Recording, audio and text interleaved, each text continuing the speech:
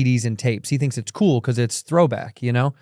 And I think that will have a resurgence in its own right, but eventually everything is going to be so digital, it'll be an afterthought. There'll be, I don't know, I hate to think of it because I do want creators to still create, but I think one of the only forms that will exist, unfortunately, would be live. I'm probably wrong, but I think people still want to see people live. But as far as entertainment goes, if you think someone's not going to get home after a 12-hour workday where they busted their ass doing something all day long, they get home, they kiss their kids and their wife, they put their kids to bed, and they sit down on the couch, and instead of scrolling, they go, hey, will you show me a movie where The Rock is a pancake chef and he's got to get into a fist fight over overcooked pancakes with Jason Statham? And it's like, bum, bum. And that's what they make. You know what I mean? Like that's going to happen. Wow. I don't think it's healthy, but that's going to happen. Or like, it's my wife's birthday. Can you make a collage? I forgot a gift. Can you make something right now and 3D print it? It's in your fucking living room already. Yeah. Like, remember in Back to the Future when they made that pizza? Do you remember that when they're in the kitchen? You bring up that photos. It was so ominous. It was so ahead of its time. They're in the kitchen. Is it a medium pizza? It's like a little. It's this big. Personal pan pizza. Yeah, personal pan. But then once they put it in the machine, it comes out as a full pizza. And I thought that's 100% in the making right now. Like, there's no chance that they're not. Look at that. It starts as that, and that was so long ago. And they put it in something, and it expands to what it truly is now. Here's the crazy thing. It'll all taste like pizza, right? It'll taste like all the flavors, but none of it will be actual. It won't be pizza. No. It'll be some sort of digital makeup of a thing that resembles pizza. There she is, putting the little tiny thing from Pizza Hut on the tray in the center. Black & Decker, shout out, plug, good company plug right there. The hydrator. Hydrating. That's what it said. Hydrating. That's what I would do. I would do impressions of all those noises. Look at that. You think that's not coming? It's coming. And that was in 1989. That looks good. Oh, brother, that looks delicious. I know. And not an ounce of it will be pizza. You're right. It'll just be whatever it is, whatever's in the ether. Like that, what's that meat company? Oh, I can't believe it's not meat or whatever. Or meat. I know. Impossible Meat. Beyond Meat. Beyond Meat. Yeah, dude, it's just like the technology is getting crazy. Dude. Did you see that thing with AWS and the beds? What do you mean with, like, what did they do with beds? AWS crash causes 2,000 smart beds to overheat and get stuck upright.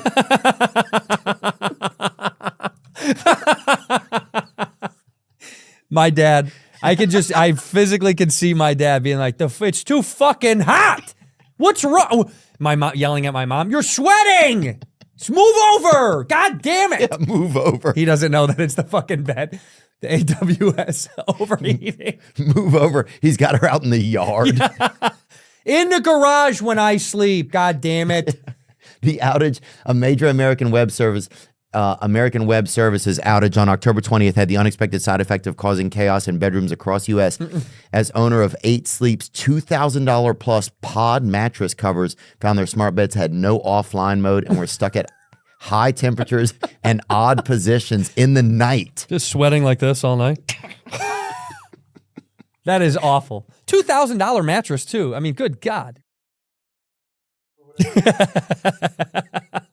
You're a Totino's. You become a Totino's pizza roll. Hydrating. Well, this is the problem. Where tech is getting too tech. You remember in high school the one kid that had a water bed? There was always one kid in high school that had a water bed.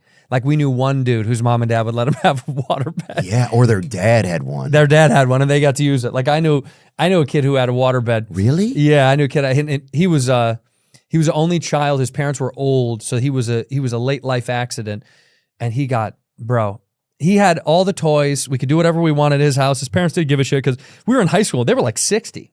They didn't give a shit. they were fucking retired, and we were 14 years old. So they were on vacation. They were in Boca. You know what I mean? Like, we were kicking it. We got to do whatever we wanted. He had I remember he had a Cobra Mustang, 97, 98, and he had a Ford Lightning SVT. And I remember most of us didn't even have a car, and he had 2. His dad taught me stick shift on a I want to say this right, 76 or 67 Stingray. Which one was it? Was it 76 or 67 Corvette Stingray? He's taught me stick shift, and that was the one right there. He had all the toys, huh? Yeah, man. Wow, 76. That's dude. what it was. 76 Stingray. I learned stick shift on that in a church parking lot. This guy's dad taught me how to do it.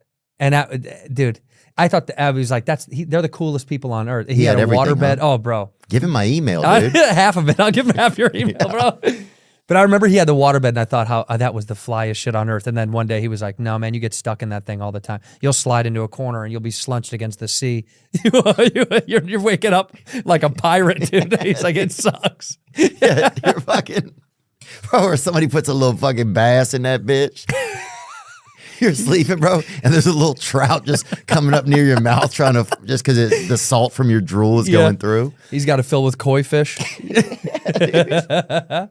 Bobby's fucking shitting in there the first week he gets it.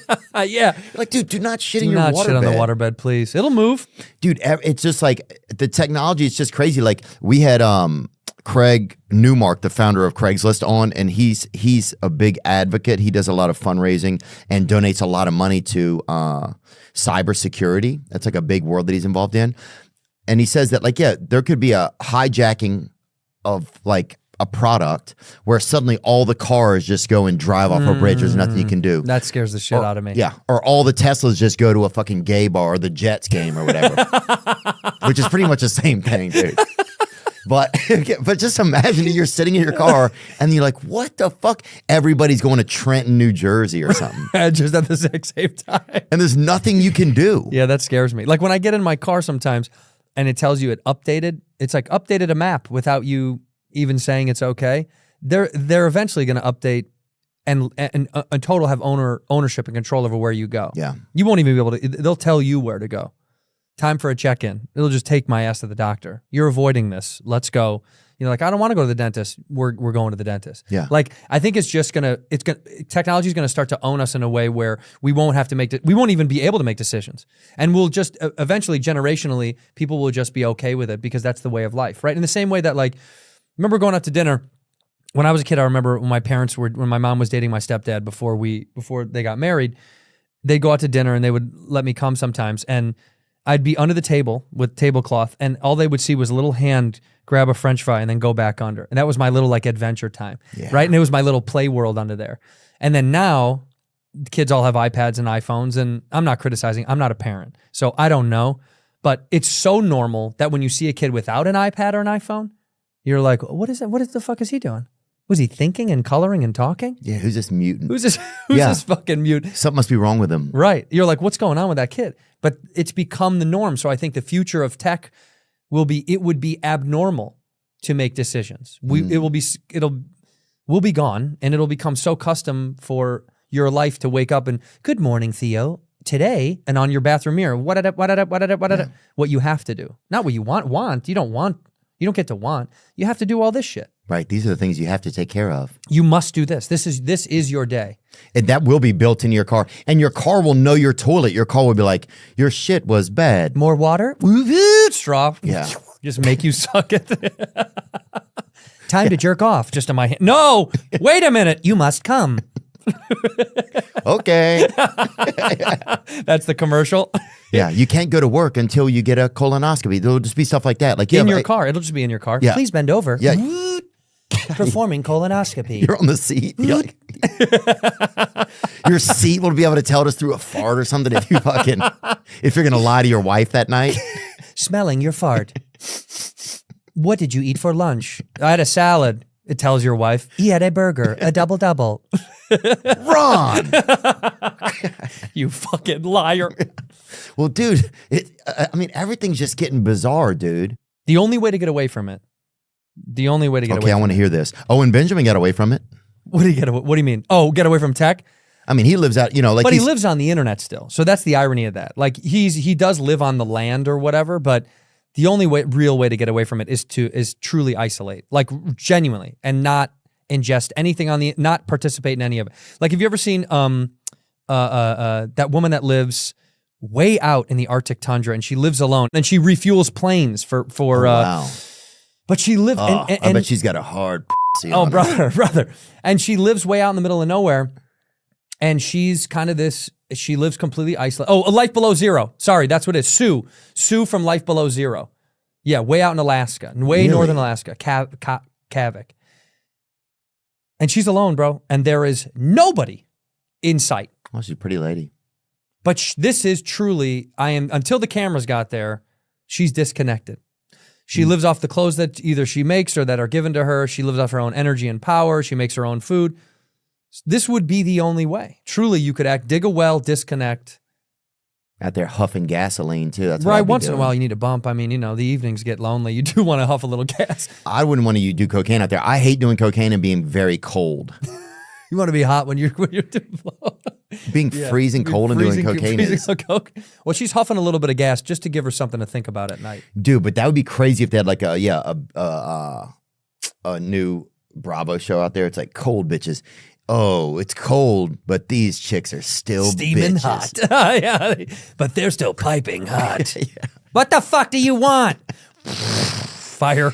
Polar bears fucking suck. It's like... You want to refuel? Loser. I like when